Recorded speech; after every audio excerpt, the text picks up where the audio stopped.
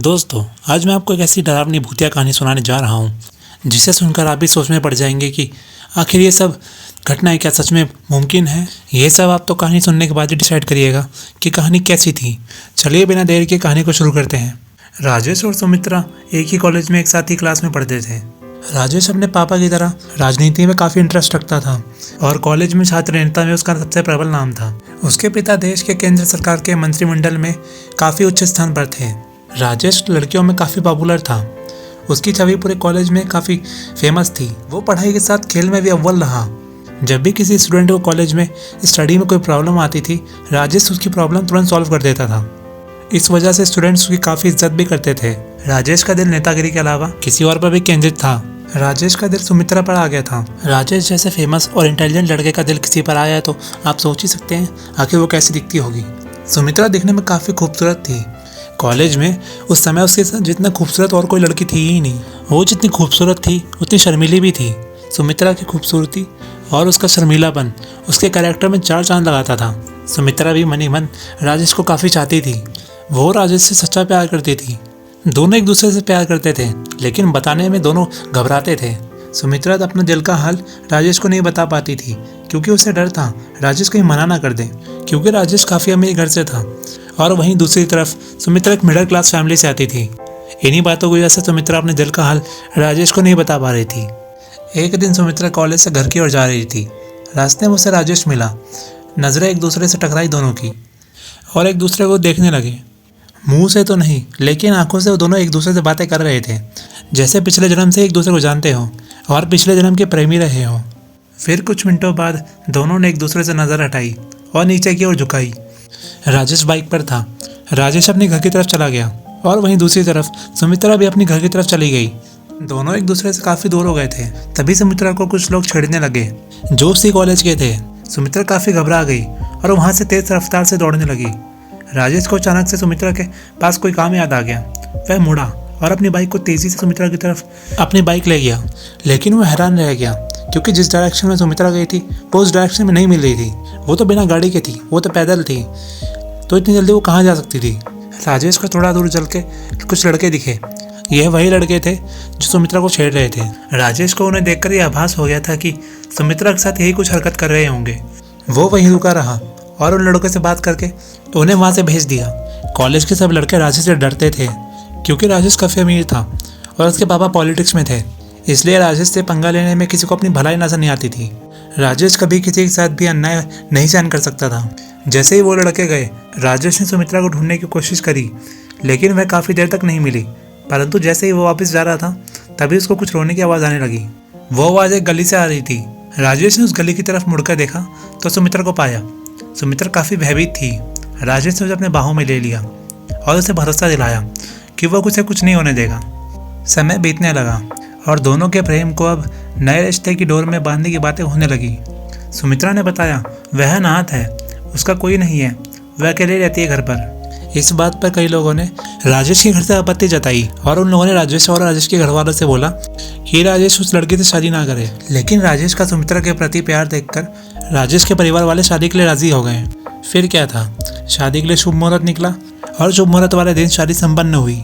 शादी बड़ी धूमधाम से हुई थी। वो दोनों काफ़ी खुश थे। राजेश और सुमित्रा का सपना जैसे साकार सा हो गया था। 3 अगस्त इस डेट को प्लान बनाकर दोनों अपने हनीमून मनाने हिमाचल प्रदेश की तरफ चले गए। वो हिमाचल प्रदेश के कसौली पहुंचे। राजेश और सुमित्रा वहीं के एक फेमस रेस्टोरेंट में अपना स्पेशल मोमेंट स्पेंड करने के लिए वहाँ के एक मैनेजर से कमरा लेते हैं। राजेश ने सुमित्रा को कमरा चुनने को कहा। वह रेस्टोरेंट 5 मंजिला था। सुमित्रा ने सुझाव दिया कि कमरा 3रे मंजिल पर ही लेंगे। ऐसा उसने इसलिए कहा था क्योंकि रेस्टोरेंट की 3रे मंजिल से पहाड़ी का बेहद मनमोहक दृश्य नजर आता था। इसी वजह से 3री मंजिल के कमरे काफ़ी महंगे थे और जल्दी फुल भी हो जाते हैं। मैनेजर ने उन्हें 304 नंबर की चाबी दी और वेटर को बुलाया ताकि वो सामान लेकर जा सके। लेकिन सुमित्रा उस मैनेजर से जिद करने लगी कि उसे 308 नंबर के कमरे की चाबी चाहिए। मैनेजर ने उन्हें मना किया और कहा कि कमरे का भी रेनोवेशन होना है, लेकिन सुमित्रा बार बार वही कमरा खुलवाने के लिए बोलती रही। राजेश भी सुमित्रा के प्यार में उसकी जिद को पूरी करने के लिए मैनेजर को वो कमरा खुलवाने के लिए बोलने लगा। शुरुआत में तो मैनेजर नहीं माना, लेकिन एट द एंड उन दोनों की जिद के आगे उसको भी अपने घुटने टेकने पड़े। लेकिन मैनेजर ने राजेश से उस कमरे के लिए एक्स्ट्रा पैसे मांगे और राजेश ने दे भी दिए। दोनों कमरे में पहुंच गए और एक दूसरे को निहार रहे थे। साथ ही साथ पहाड़ों को भी, जो कसौली की खूबसूरती को काफी अच्छे से दर्शा रहे थे। जैसे ही दोनों एक दूसरे के प्यार में डूब रहे थे और सारी हदें पार करने की ओर आगे बढ़ रहे थे, तभी एक अजीब सी आवाज ने दस्तक दी। राजेश ने पहले कमरे के हर कोने को देखा कि कहीं कोई खिड़की खुली तो नहीं रह गई। वो उठा, लेकिन कोई भी खिड़की खुली नहीं थी, पर फिर भी उसे किसी के चलने की आवाज़ पूरे कमरे में सुनाई दे रही थी। वो डर के हमारे बेड पर मुड़ के देखने लगा, लेकिन राजेश ने कुछ ऐसा देखा जिसे देखकर उसके होश उड़ गए। वहाँ सुमित्रा मौजूद नहीं थी। सुमित्रा जो अब तक उसके बगल में थी, वो अब वहाँ मौजूद नहीं थी। राजेश अब बहुत बुरी तरह से डर गया था। पूरे कमरे में वो सुमित्रा सुमित्रा आवाज़ लगाने लगा, लेकिन सुमित्रा कहीं नहीं थी। वो कमरे के बाहर जाने की कोशिश करता, लेकिन कमरा मानो किसी ने बाहर से बंद कर दिया हो। ये पहली बार था कि राजेश डर के मारे रोने लगा हो। राजेश जो आज तक जिंदगी में किसी चीज़ से नहीं डरा, किसी इंसान से नहीं डरा, वो आज इस सिचुएशन में डर के मारे रोने लगा। आखिर रोए भी क्यों नहीं? जो उसके साथ हो रहा था वो कोई साधारण चीज़ तो नहीं थी। ऐसा अगर किसी और के साथ भी होता, वो भी डर के मारे रोने ही लगता।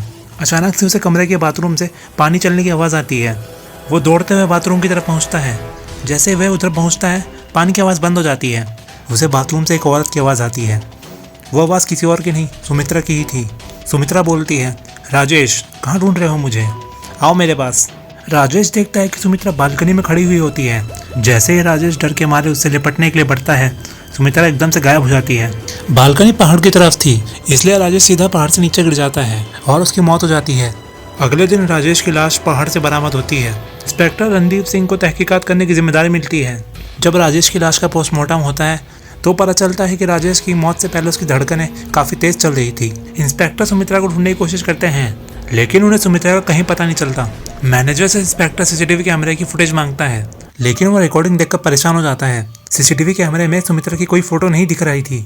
इंस्पेक्टर को ये मैनेजर की चाल लगती है। इंस्पेक्टर राजेश के घर पर उसकी मौत की खबर लेकर पहुंचता है। खबर सुनने के बाद परिवार वालों को एक जोर का झटका लगता है। राजेश की माँ का रो रो के बहुत बुरा हाल हो रहा था। राजेश के पिता उसकी माँ को संभालते हैं। उसी वक्त राजेश का भाई इंस्पेक्टर से सुमित्रा के बारे में पूछता है। इंस्पेक्टर बोलता है कि कमरे में तो हमें कोई नहीं मिला। सब परिवार वाले बोलते हैं कि राजेश और सुमित्रा का हाल ही में शादी हुई थी। इंस्पेक्टर ने उन्हें सुमित्रा के परिजनों को फ़ोन करने को कहा। इंस्पेक्टर को फिर पता चलता है कि सुमित्रा का तो कोई है ही नहीं। वह कॉलेज में भी पता करने गया तो पता चला कि कॉलेज में सुमित्रा नाम की कोई लड़की ने कभी एडमिशन लिया ही नहीं था। जब ये बात इंस्पेक्टर और राजेश के घर वालों ने सुनी तो उन सब के होश उड़ गए थे। आखिर ऐसा कैसे हो सकता है? सुमित्रा तो वही लड़की थी जो राजेश को कॉलेज में मिला करती थी, तो अगर उसने एडमिशन लिया ही नहीं था तो वो आखिर कौन सी बला थी? आखिर वो कौन थी? ये राज अब तक अनसुलझा रह गया है। दोस्तों, आपको क्या लगता है आखिर वो कौन थी? चुड़ैल, डायन या कोई और बुरी आत्मा? दोस्तों, कहानी तो इतनी ही थी। ये कहानी हमें राजेश के किसी जानकार ने भेजी थी। हमने कहानी में किसी का भी रियल नाम नहीं लिया है, हमने नाम चेंज कर दिए हैं, लेकिन कहानी सच्ची है। दोस्तों, आपको क्या लगता है वो लड़की कौन थी? आपको कहानी कैसी भी लगे कमेंट में ज़रूर बताइए। अगर कहानी आपको अच्छी लगे तो एक लाइक और एक सब्सक्राइब करना ना भूलें। आपसे फिर मुलाकात होगी एक और सच्ची डरावनी भूतिया कहानी में। तब तक के लिए अपना ख्याल रखिएगा। धन्यवाद।